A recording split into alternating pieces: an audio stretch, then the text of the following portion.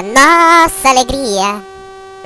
Acho que todo mundo já viu aqui essa musiquinha irritante onde tem 3 manos, um mano, 2 minas, cantando uma musiquinha semi-lamentável, né?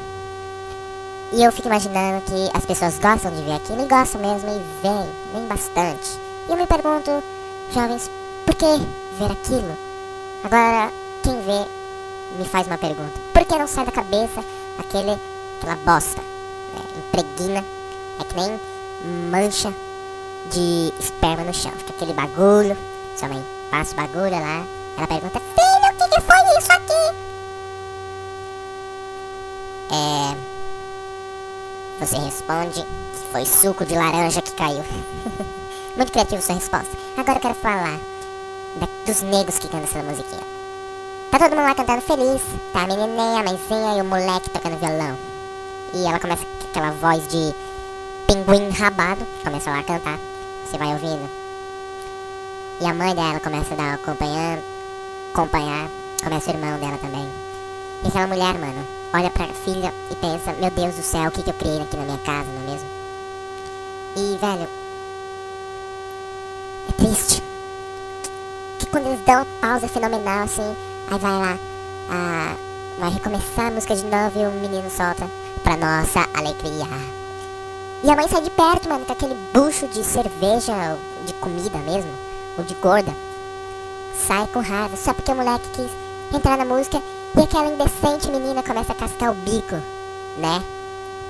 Parece que viu o bolso de novo, se bem que ela ia chorar.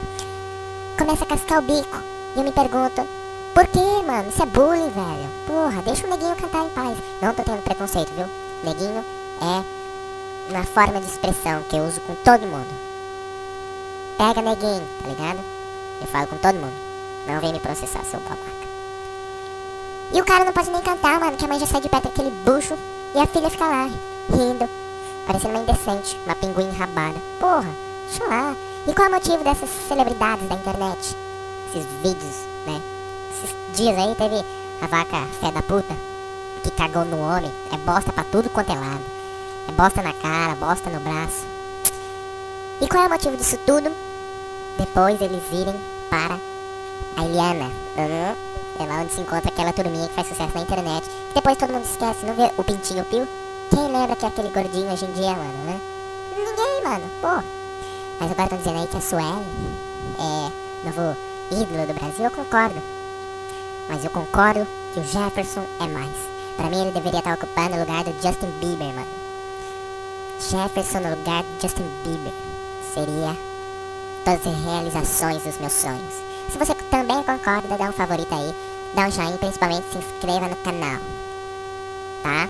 E o negócio é o seguinte, se você não se inscrever, você vai amanhecer com a boca cheia de esperma, mano, aquele bagulho escorrendo. Então dá, falou.